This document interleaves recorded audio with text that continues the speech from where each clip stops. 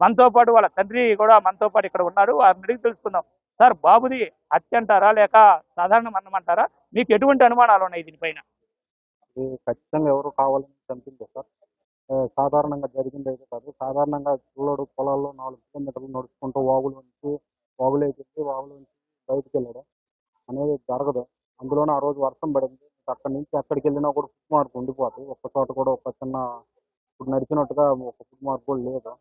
ఖచ్చితంగా ఎవరో తీసుకెళ్లారు. కావాలని అయితే మీకు ఎవరి మీద అనుమానాలు ఉన్నాయా సార్? ఇలా చేయొచ్చు, మాకు ఇటువంటి శత్రువులు ఉన్నారా, అలా వాళ్ళు అయ్యి ఉండొచ్చు, లేదా ఇంకెవరైనా అయ్యి ఉండొచ్చు అనేటువంటి అనుమానాలు మీకు ఏమైనా ఉన్నాయా? ఎవరో అయితే చేశారు కానీ వాళ్ళు ఎవరు చేశారని అయితే మీకు ఇది ఖచ్చితంగా ముమ్మాటికి హత్యే అని చెప్పడానికి మీ దగ్గర ఉన్నటువంటి ప్రధాన అనుమానాలు మీకు కలిగిస్తున్నటువంటి ఇది హత్య అంటానికి నిర్ధారణగా చెప్పడానికి కలిగినటువంటి డౌట్స్ ఏమేమి ఉన్నాయి? బాబు ఊరి నుంచి దాదాపు 4 కిలోమీటర్లు పొలంలో నడుచుకుంటూ వెళ్ళాలి. ప్లస్ ఒక పెద్ద వాగులో నుంచి వాగులోకి లోపలికి వెళ్ళాడు. అక్కడ చూడు చెప్పులు అనేవి పక్కన ఒక చోట తీసి పెట్టినట్టు ఉంది. ఆ వాగులో నుంచి మళ్ళీ బయటకు రావడం అనేది ఒక 2.5 3 సంవత్సరాల అబ్బాయి బాబుకు అసాధ్యం. అక్కడి నుంచి ఇచ్చుకుంటా రాలేడు. లోపలికి వెళ్ళలేదు. ఒకవేళ దారి పడిపోయాడు అనుకున్నా కూడా పైకి రావడానికి లేదు.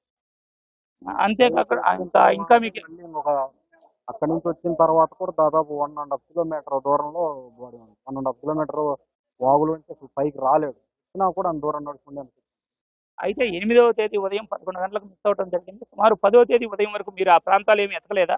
బాలుడి మృతదేహం ఎక్కడైతే కనిపించిందో ఆ ప్రాంతాలు ఏమైనా ఎతకడం జరిగిందా? ఆ రోజు మిస్ అయిన టైంలో చెప్పినప్పటి నుంచి దాదాపు ఊర్లో ఉన్న దాదాపు 200-300 మంది అణువు వెతికారు. ఎక్కడా ఏం దొరకలేదు. అందుకే బయట వాళ్ళు తీసుకుపోయారని చెప్పేసి పోలీస్ వాళ్ళకి చెప్పాము. వాళ్ళు చూశారు. కానీ వాళ్ళు పట్టుకోలేకపోయారు. అంటే మృతదేహం దొరికిన ప్రాంతం ఉంది కదా, ఆ ప్రాంతానికి మీరు ముందుగా వెళ్ళలేదా? మృతదేహం దొరికిన ప్రాంతానికి ఆ రోజు దొరకడానికి తర్వాత రోజు ఆ ముందు రోజు కూడా పొలంలో అక్కడ ఏరుకుంటా ఉన్నారు సార్. మంచిగా పొలం ఓనర్స్ ఉంటారు కదా, ఇలా 2 రోజులు అక్కడ పని చేస్తున్నారు.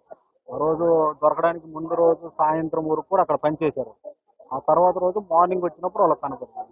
అయితే ఇప్పుడు మీరు దాన్ని ఏ విధంగా భావిస్తారు? అంటే ఎక్కడైనా చంపి తీసుకొచ్చి అక్కడ పడేసి ఉంటారంటారా, లేక గ్రామస్తులా, లేక బయట వారా, మీరు ఎవరిని అనుమానిస్తున్నారు?